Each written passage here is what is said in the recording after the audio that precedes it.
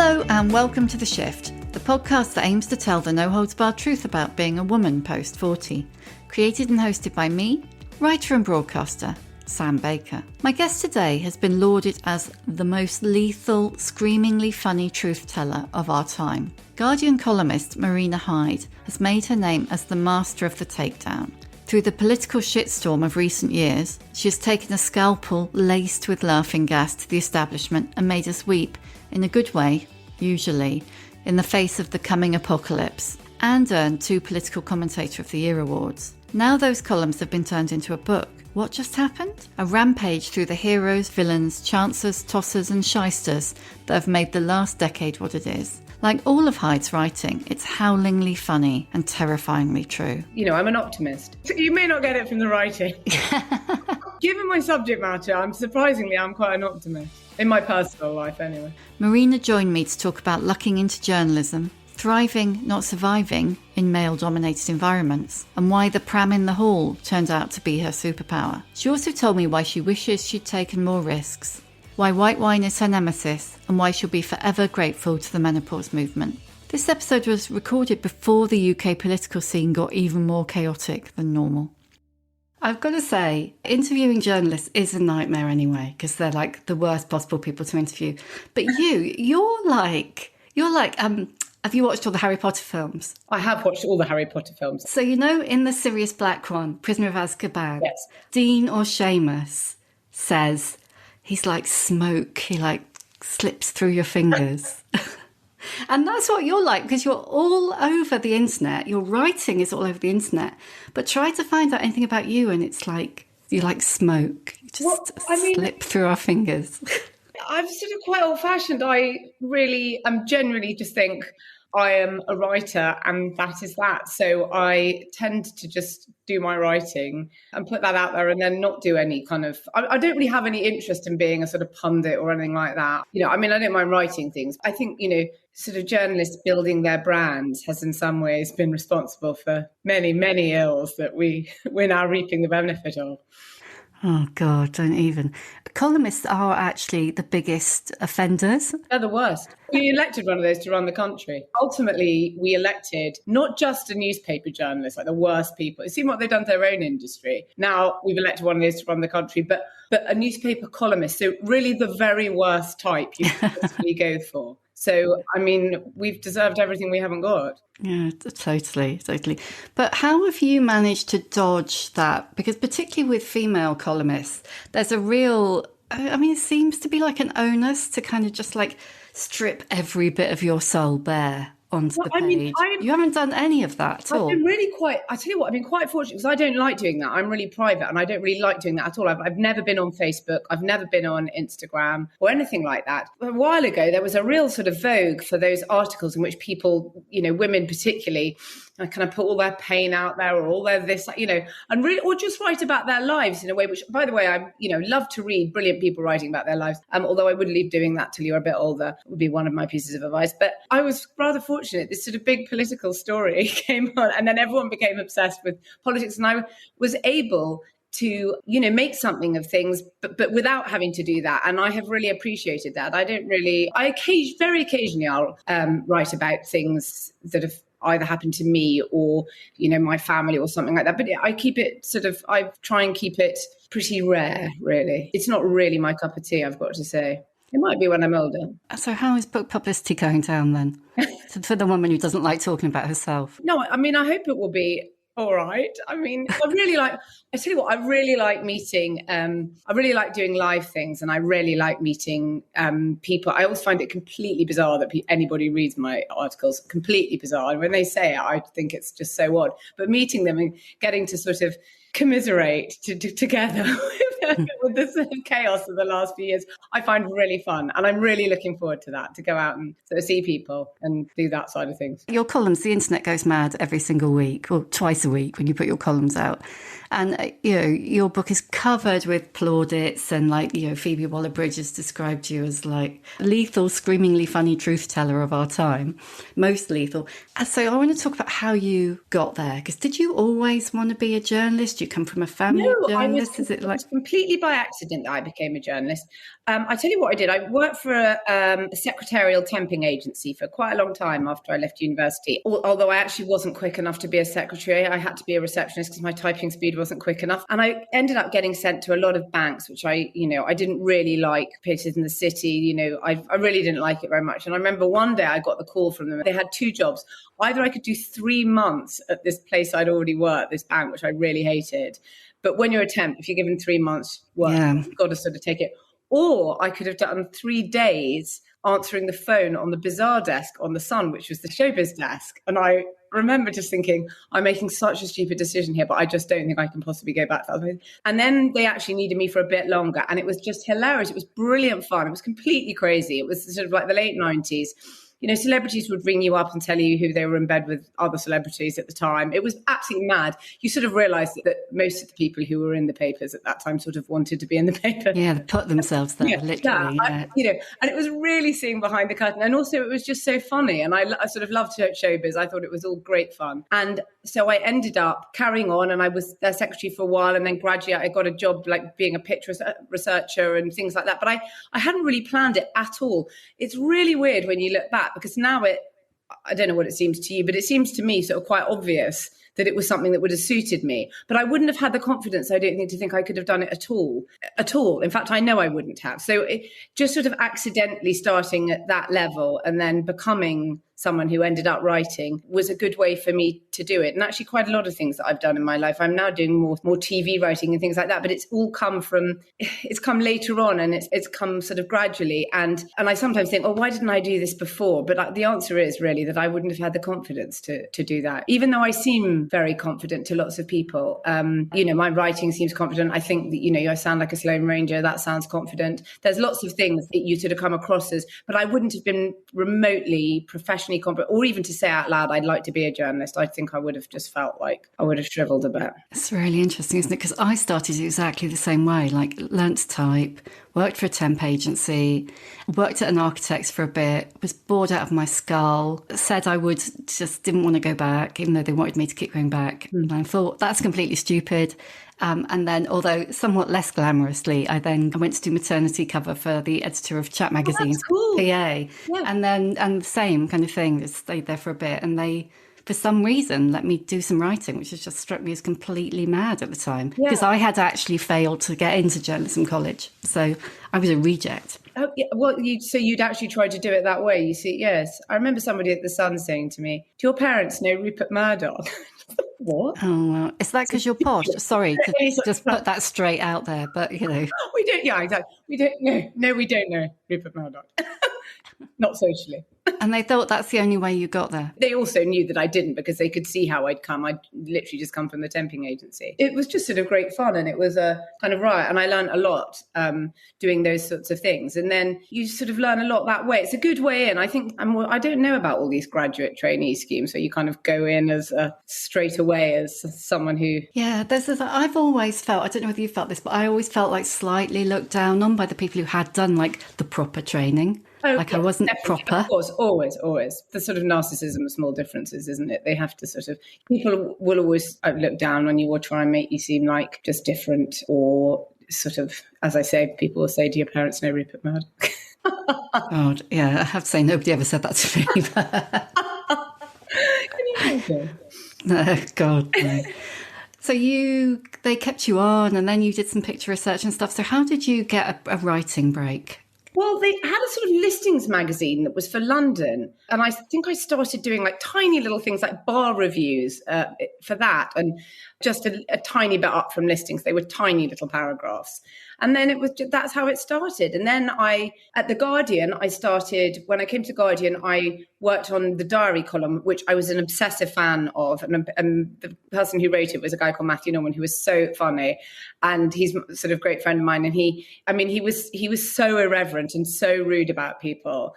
In politics, really. And he'd have these returning characters. And in a way, we didn't really have... He said, no, we don't have anything so ridiculous as stories. We have characters, and we bring them back. When we've got a quiet day, we just ring up one of our characters and see if they'll say something ridiculous to us down the phone, and we would get MPs to try and, offer them the chance to sit intelligence tests against chimps. We discovered there was this amazing chimp in this zoo somewhere. And I remember ringing Archie Hamilton, who's an incredibly stupid Tory MP at the time, and maybe one of the stupidest, which was a really tough field. And the thing is, I think because I was such a sort of Sloane Ranger, they would never quite realise what was happening and too late. So we'd say, oh, we've got, Archie, we've found there's an amazing chimp in a zoo in Cincinnati or wherever it was. Oh, yes, very good. Yeah, very intelligent, but really, really. We just wondered, would you sit an intelligence test against the chimp? Or do you not feel that you could beat the chimp? And then there's a really long silence. Think, I'm sorry, I didn't quite understand what's being suggested here.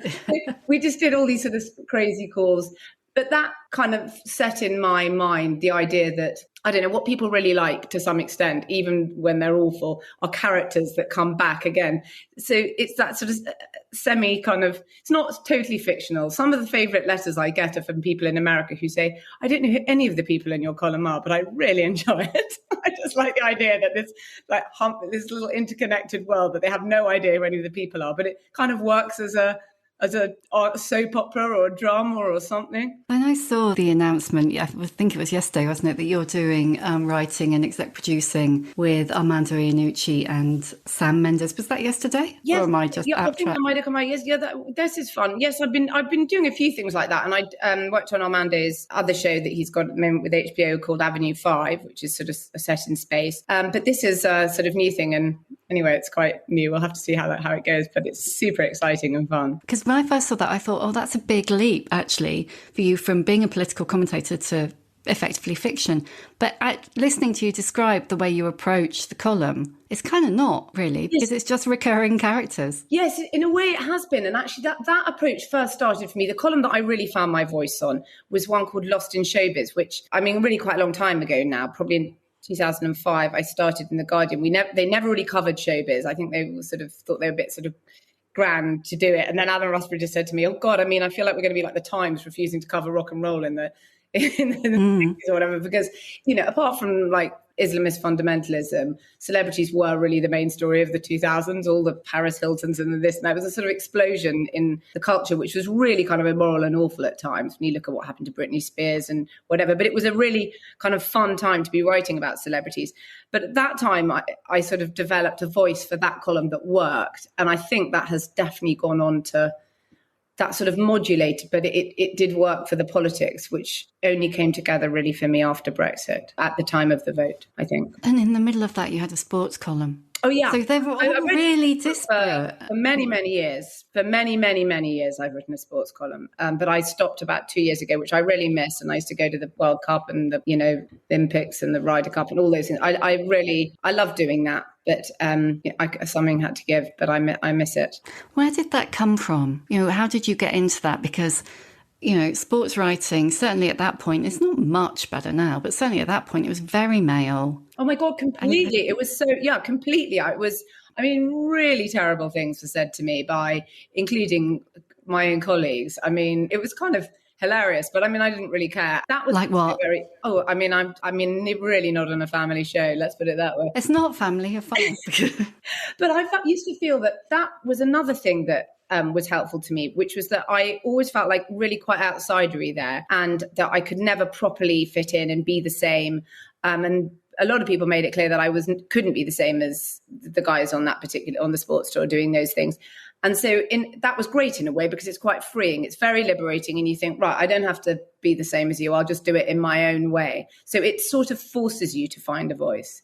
In other things, in political writing before Brexit, I think I imitated other people's voices, or it was just too sort of conventional in some ways. Whereas the times where I thought, I can't be the same, or I'm just going to do this totally differently, have always worked better.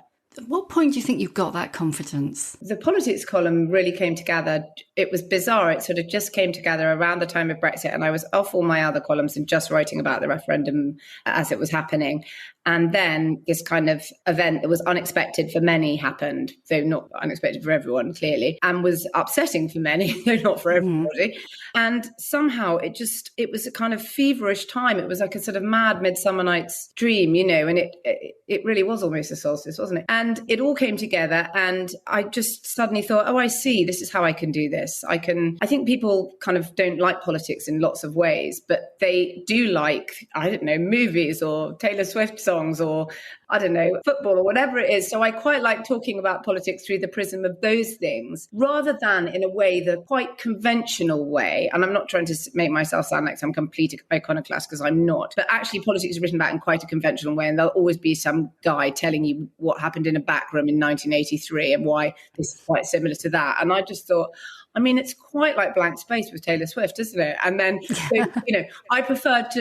I've always been someone who thinks associatively in that way and thinks, oh, this is a bit like that scene in a movie, or this is a bit like, often from what you would call low culture, I suppose. And so I quite enjoyed looking at politics through that prism. And I think it makes it more accessible at a time when people suddenly wanted a huge amount of access to talking and thinking about politics, because we were about to get on the roller coaster, which we're now still on, of the chaos. And we just feels like we're never going to get off. It's just like crazy. I mean, do you think you would be Marina Hyde if there hadn't been that kind of 18, obviously you'd be Marina Hyde, but you know what I mean, of that 18 months where Tories won the election, then was Trump next and then Brexit, or was it then Brexit and then it was Trump? It was it was the Scottish referendum, then it was the Tories win in 2015, then it was the referendum in 2016 and Trump in November 2016. Yeah. But I remember people saying to me, well, what would you write about in a year when it was all over? And I thought, gosh, I even now do not feel like this will be over in a year, which, as it's only proved, it's very hard to see how we get back to something less chaotic and what still feels quite norm defying, even though I suppose it's becoming a norm. Chaos. It feels like it is. It feels like, well, if you look at what's happening in the States, it feels certainly like the media machine and the social media machine, it's missing the madness. It wants the madness back. It wants the madness back. Yeah, it's just, I definitely think everyone is a sort of dopamine addict. It's very, very difficult to understand at all. And it's quite clear that the people who run the platforms don't even understand what it's done to our politics, our lives, or everything. But it's very hard to see a way back, I must say, which I think is quite troubling. You know, in the old days, you could go weeks without thinking about politics. Oh, God. You could go weeks. It's quite hard to explain to my children who have just sort of think it's normal, that it didn't used to be like this. I mean, really. It's exhausting, isn't it? It's like waves of stuff crash over you and it's gone and it's next and next and next. And it's like... It's the speed of it. There's sort of 4 news cycles a day. It's something that would have taken weeks to play out, or we would have dined out on as writers for a week or 2 weeks. Now may not even make your sketch of the day because so much ends up happening. And they're also all out there. Like you look at someone like Nadine Dorries, she's out. You can see her. It's like the Wild West. They're saying what they think. They're on their Twitter accounts. They're freelancing, making up policy, abusing people. I mean, it's a sort of Wild West again. It's the Trump playbook, isn't it? Yeah. They're all using the Trump playbook. I mean, sport's a real boys' club. Politics, or certainly was. I mean, let's kind of just give them a bit of credit for improvement.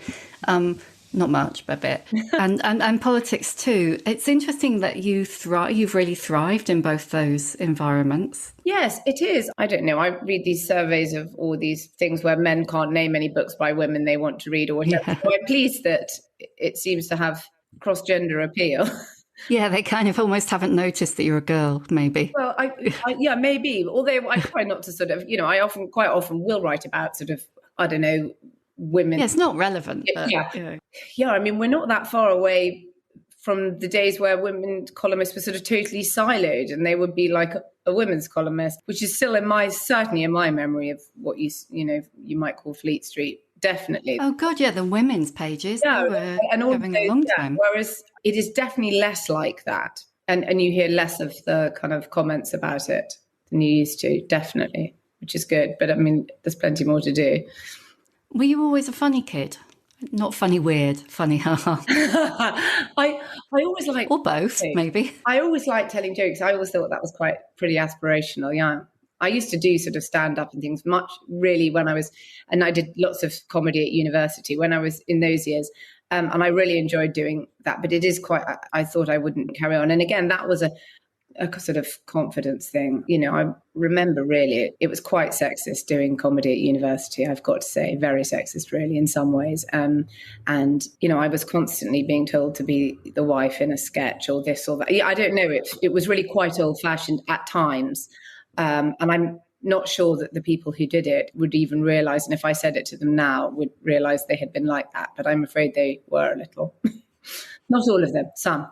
It wouldn't have dawned on them. They wouldn't have noticed. No, but I mean, really, until recently, I was hearing people saying, "Oh, we've got a women's sitcom on channel," or whatever. I'm just plucking a network name out of the air there, but they would feel like they had that, and now suddenly it's a great explosion of possibility for women writers, which is fantastic. And you can see what amazing things they've done and how different and how diverse a women's thing is. I mean, that's the thing. It's just, you know, something that Michaela Cole does is totally different from something that Phoebe Waller-Bridge does or whatever. But the amount of and the quality of it is extraordinary. And you just feel like, wow. And people really didn't utilize that for a very, very long time. It feels like it's probably literally not even the last 5 years, maybe even less than that. I mean, I suppose it is probably 5 years, but it's just about. I mean, definitely, I think about the fundraising experience at Endless, and a girl I know who's got runs a site called Black Ballad, which is a 30-something black women. She was raising funds. When I was raising funds, it was constantly,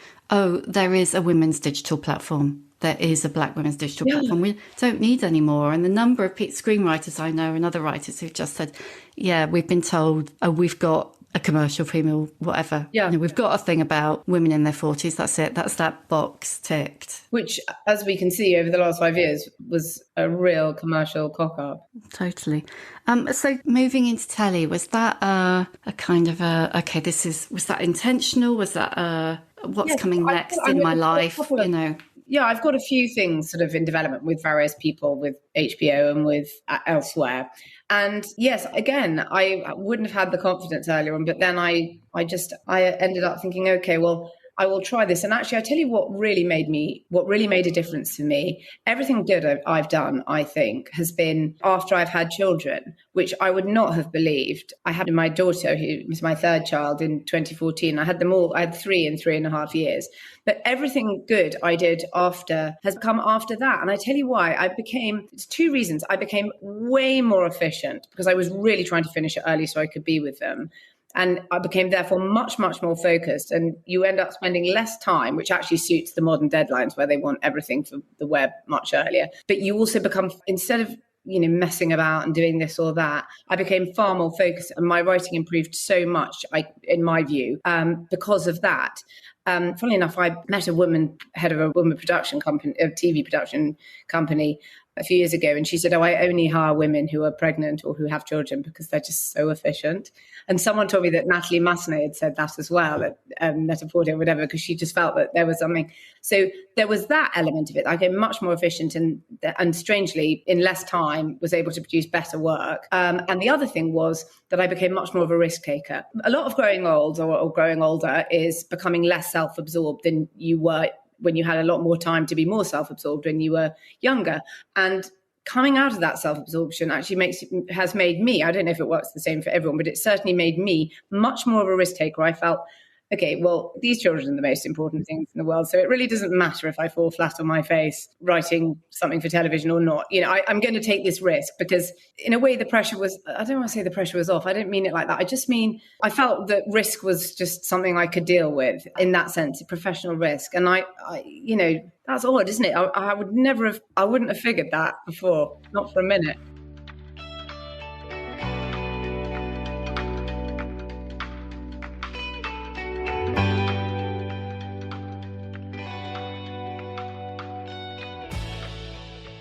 It's completely contrary to what society tells us is going to happen. But it's the picture that comes out literally every time I speak to someone. Because I know. Because I live every single time. It's like, certainly was the case for me. And at that point when we're meant to be like shuffling off, I mean, and before that kind of like 40 plus, we're meant to be, doing kid stuff and then shuffling off and I don't know, knitting or whatever. Yeah. And literally everybody I speak to says, I feel like I've got my second wing coming. I want to do something else. I've got another thing in me and I'm just going to take a risk and find out what that is. And the other thing was that I definitely have felt doing more television stuff or whatever, is that I feel scared again. And I don't know what I'm doing lots of the time. And that is, despite being very tired, because I have to manage everything, I have to get up stupidly early, which I like. But despite feeling very tired, it is energizing and it is rejuvenating to feel scared, out of your comfort zone. So this is in my 40s. I will definitely try and find something in my mid 50s that, I don't know, try and do something totally different again, not leave everything else behind, but try and add something like that, because I think that kind of disruption and the feeling of, oh my God, I have no clue what I'm doing here, is very rejuvenating and energizing. And I really I'm surprised that I like it, and I think it's healthy. I think it totally is. Somebody once said to me about exhilaration and being the flip side of terror, or terror being the flip side of exhilaration. Yeah. And I really do think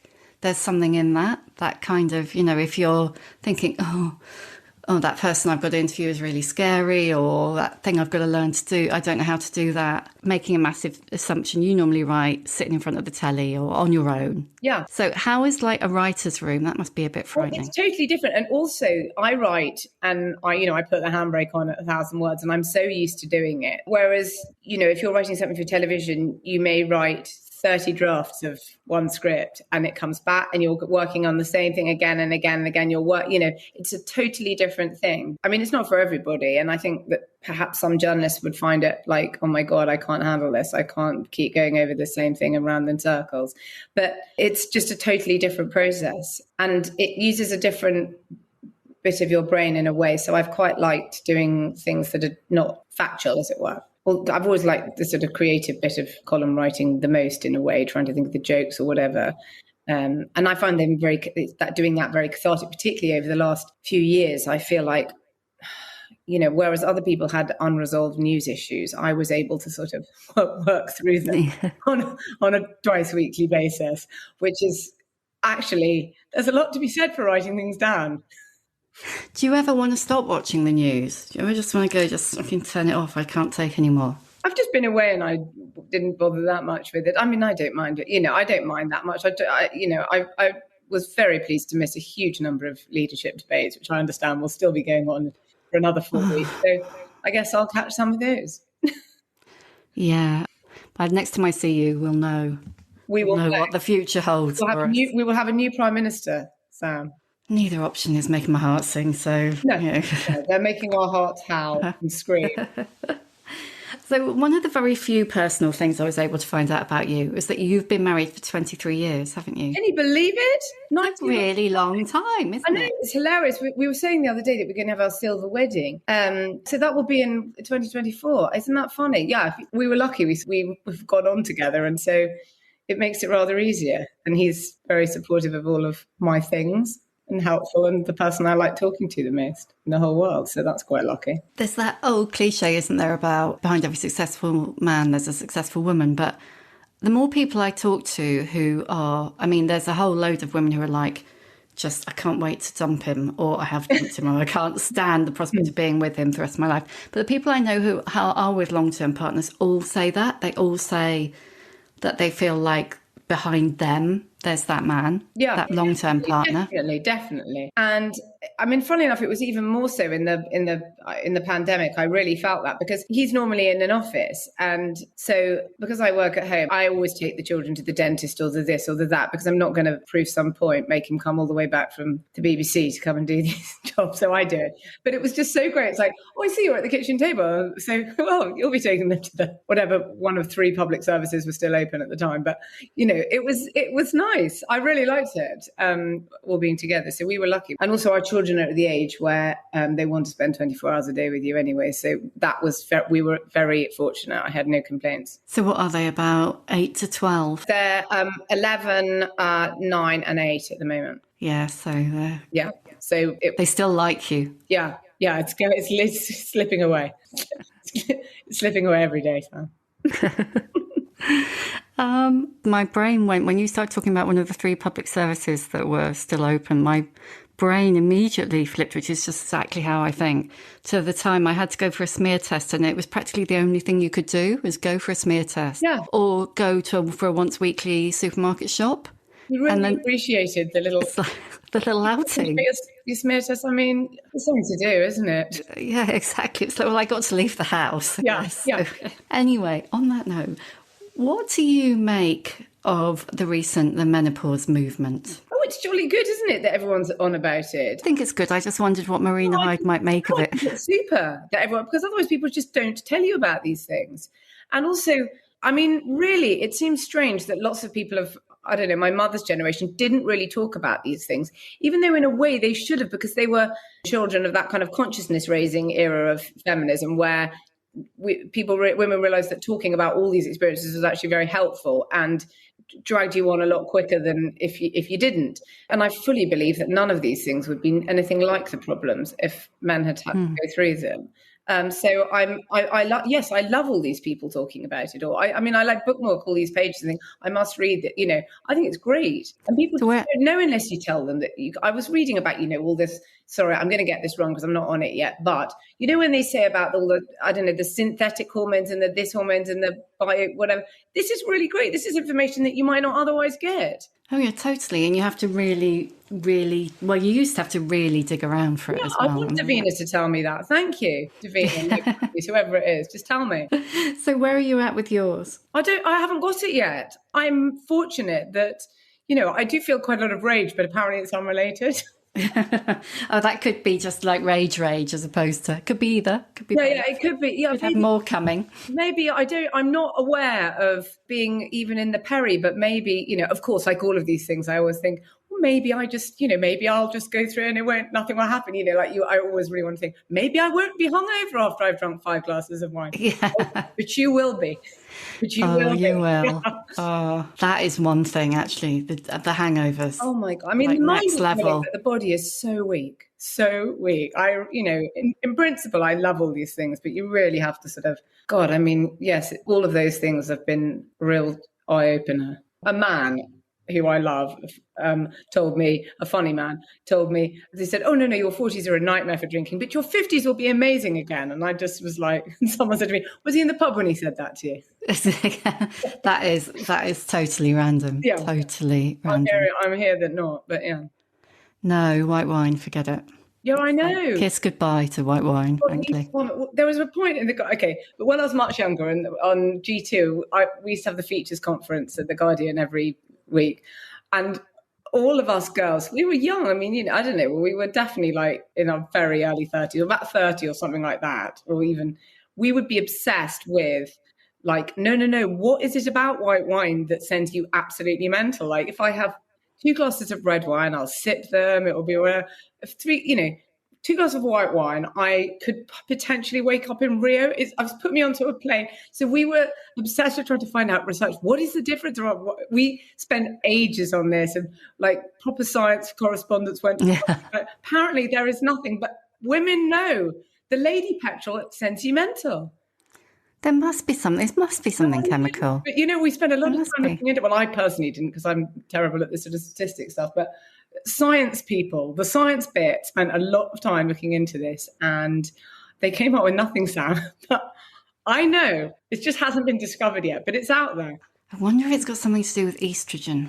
Yeah, there's something. I tell you what, lots of women who've had long COVID have said to me that there's something to do with your adrenals. The women I know who've had really bad long COVID, as in like sometimes they could only manage 25 steps in a day and they were so active and fit beforehand, say that they now drink tequila, soda and fresh lime juice and it's their drink. Oh, I hadn't thought about tequila. Yeah, apparently tequila, soda and fresh lime juice like circumvents a lot of the things that can go wrong. Yeah, I haven't been able to drink white wine since I had long COVID. No. Yeah, it's like not the worst, but I had for 8 or 9 months. Yeah, you said you were very tight. Yeah. But white wine, forget it. Yeah. White spirits are okay. Yeah, apparently it's adrenals. I don't even know what an adrenal is, but I'll go away and Google that in a minute. We both will. I get a thing sometimes. So I get a mixture of people who say, like, the people who want to talk about menopause and like, yeah, it's really good to talk about menopause. And then I get the people occasionally, not loads, much less than who are like, can you just shut the fuck up, basically, talking about this. I don't want to, sometimes it's younger women saying, you're scaring me, stop. Whereas I kind of think information is power. Yeah. But I do also get some women say that I am like, to get a successful woman on the podcast and ask her about menopause is just like to belittle her. What do you think? Oh, God, I didn't feel remotely belittled. No, I don't care. I like talking about it. It's interesting. I know I don't mind about that. God, life's too short. No, hats off to all the women doing something about it. No, I don't. I mean, I don't have much to offer on it, but I'm interested. No, I definitely don't think it's a subject that shouldn't be talked about. I've seen where that's got us. You're one of 3 sisters, aren't you? Yes. Where are you in the sister pecking order? I'm the eldest. I don't know if this will shock you to learn. My sisters are my best friends. They are marvellous. I've got one who is about 3.5 years younger than me, and then one who's sort of 18 months younger than her. And we are the best of friends, and they're just absolutely wonderful. They're the greatest. I don't know what to do without them. Have you always been like close right since you were little? We always got on super well. We lived in the countryside. There wasn't a whole lot to do. So we always just got on with it and played together. We went to boarding school, actually, which we absolutely loved, and are the poster children for, even though many people obviously think it's but we loved it. And we went all to the same school, and even when we were there, we sought each other out every day. And I'm very, very close to my sisters. My mother had a twin, and she was extremely close to her, and she died in the pandemic. But they had such a close bond, and I think we always saw that, and so it was sort of modelled for us. I mean, they would speak on the phone about 5 times a day. Oh my God! Yeah, they were completely devoted to each other. Oh, that's crazy. I know. I'm so sad for my mother that she's gone. I think it's very difficult to understand that twin bond. I realised as my aunt was dying, and in the aftermath of it, I realised that I just simply couldn't, and it wasn't the same even. Do you think your sisters being at boarding school at the same time, that will have changed your experience of it? Not really. I mean, I loved it because it was living with your best friends, and it was just so funny, and all the fun bits of school were the bits that weren't actually the lessons, which was just all the being together. But, I know it's unfashionable. But it was such fun. Although, we were so naughty. It was just war all the time, but our teachers, but it was brilliant fun. Do you know what I'm doing, Sam? Some girls have organised it. My year at school is going camping, glamping, in a yurt thing in May 2024. And so immediately, 50 places were taken.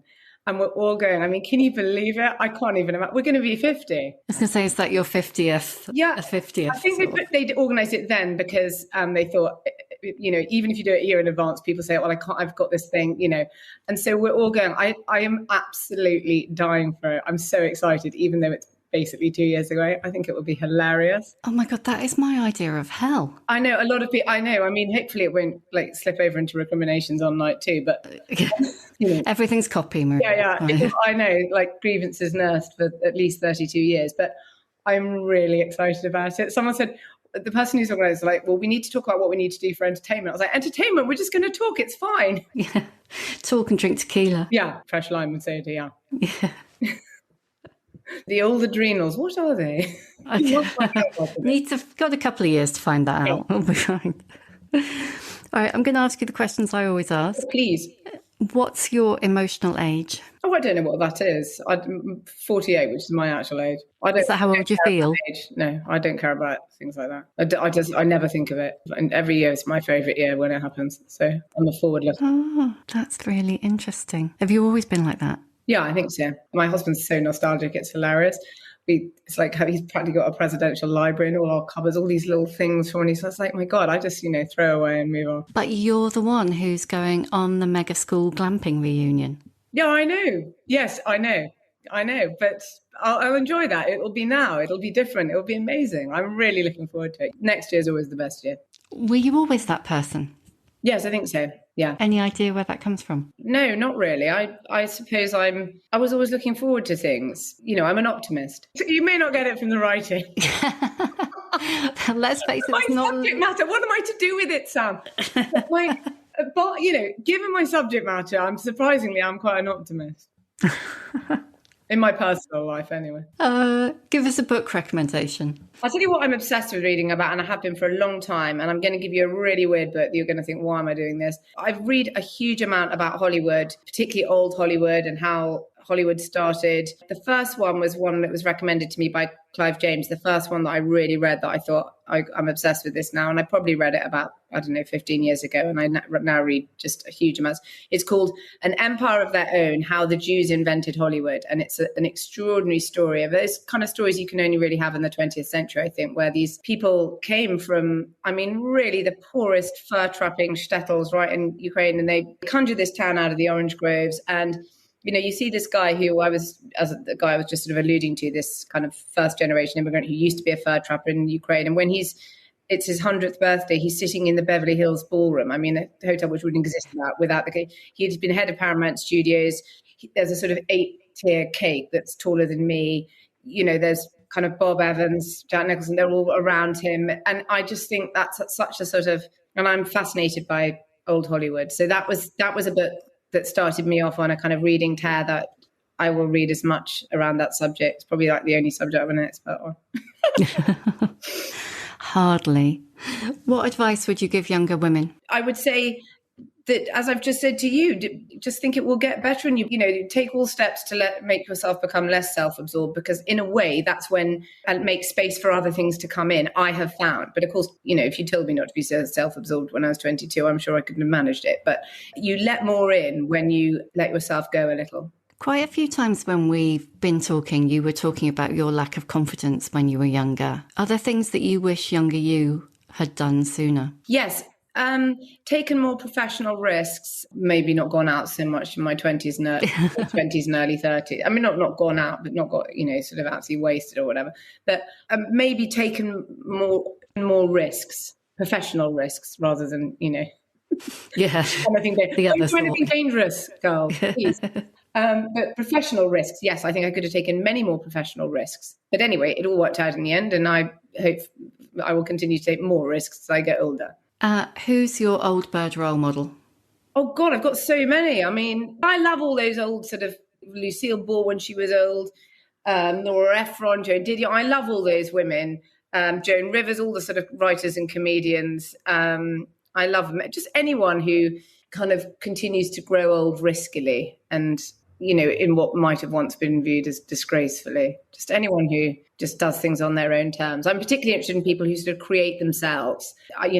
I've got an idea of what I'd like to be like. And, someone like Caitlin Moran, I always think is so interesting. And I was saying to her the other day, you created yourself. You saw what you'd like to be. And she said, but I didn't see what I had sort of vague ideas. And it takes a while to work out the sort of person you'd like to be and the life you'd like to have. And it's often more gettable than you think. And I suppose that's what links back to what I'm saying about taking more risks when you're younger. I love the idea of getting old riskily. Yeah, definitely. I think that's the secret. It's energizing and it keeps things unexpected. And, you've got the confidence to take the risks. You must use the confidence for something, because most people would say that there is an increased confidence. Yeah, totally. You stop minding about things. So you must use that for something, because it probably take you on some quite interesting journeys. What's your superpower? I'm like Batman, Sam. I'm a costume vigilante. I would say getting up early in the morning. I get up, I'm at my desk at 5. That's pretty Oh God, you're one of those. Yeah, I like that. But if you're not, I've been reading about all this sleep stuff recently. Like, some people can work at night. I can't do anything for you at 8 o'clock at night.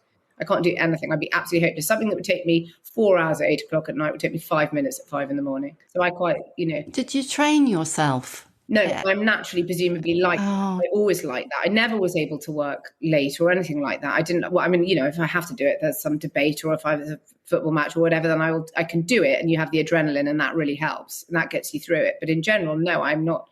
But I also find to have done some work and gone for a run and done all those things before anybody gets up makes me more relaxed and open and less like, I haven't got time for these conversations, because I feel like I've got on a bit, and I really like that quiet time. I really like it. I totally love the idea of that, and I'm really envious of those people who are like you at their desks at 5 a.m. or whatever, but I just can't train myself out of bed. I just wanted you to say, yes, I did this and it worked. It's something to do with, it's like adrenals. I'm going to talk about circadian rhythms. I've got no fucking clue what they are. But I think it might be something to do with something like, if it's not circadian rhythm, I'm apologizing to your listeners, but it's something like that. And if you don't have those, there are ways you can do it, apparently. I was reading this very interesting guy, and you can get those light boxes now. You know, people who say, in the morning the light boxes used to be incredibly expensive. In the morning, people say, I need 5 cups of coffee. I need to wake up slowly, and then I can work at about, 9 or whatever it is. Well, that's a waste of time if you want to get started early. They say put these things on for 15 minutes and it just drags it fools your body and gets you started much quicker. And you can get them on Amazon now for, probably different prices. But I think like the best one is £70. So it could be an investment. I've got one of those alarm clocks. Because our flat's in the basement and we live in Scotland, so in the winter there is literally 5 or 6 hours of daylight a day. Yeah. So that alarm clock did make quite a big difference. Well, it's that same company that does those alarm clocks that do that is the one that does the best light box. And I read this very interesting, quite long article with a sort of sleep scientist who said that it's the best thing. It really drags your body into the day if you're one of those people who isn't a lark, as they, I think, even in science call them. And how many fucks do you give? Oh, none now. Not really. I mean, about things like my family, obviously, massively, but fewer every year. Fewer every year, Sam. Yeah. Do you think writing the column has made you give less fucks? You're throwing it out onto the internet and running. Yes, I mean, but I'm quite guarded on the internet. I don't argue on the internet. That's a complete waste of time. I mean, don't waste your time. That's the other thing. Also, just don't argue on the internet. That's another thing I would say to young people. 80% of the best creative people I know in the creative industries are simply not on things like Twitter and Instagram. They think it's a waste of time. It's a time suck and it wastes their life. And I have to say, I really agree on things like that. And I think it's interesting. Those things that people used to say about the pram in the hallway being the enemy of creativity and taking a book off you well, I'm sorry, but I think spending your entire time arguing online is a complete waste of time. It will take projects and confidence off you all the time. And it's just a waste of time. Just make a rule with yourself that you won't do it. I think that's a good point to end. Right. It's going to sound wiser than it is if it goes right. Yeah, it does sound very wise and correct. And do you know what? I hadn't actually noticed, but now you say, you never answer back those people, do you? Just let them roll. No, yes, but I've also never blocked or muted anybody. I like to see it all. Oh, God, do you look at it? There's too much of it to look at because there's too many people now. But, I don't block or mute people. I just, what's that Aristophanes quote? To be insulted by you is to be garlanded with lilies. That's brilliant. Thank you so much. Thank you for your time. Thank you so much. And it's lovely to meet you. I loved it. I really enjoyed it. Thank you for listening. You can hear a new episode of The Shift each Tuesday, wherever you get your podcasts. If you like what you hear, please do rate, review and follow because it really does help other people find us. And if you'd like to support The Shift further, please consider becoming a member of our community. Find out more at steady.media/The Shift.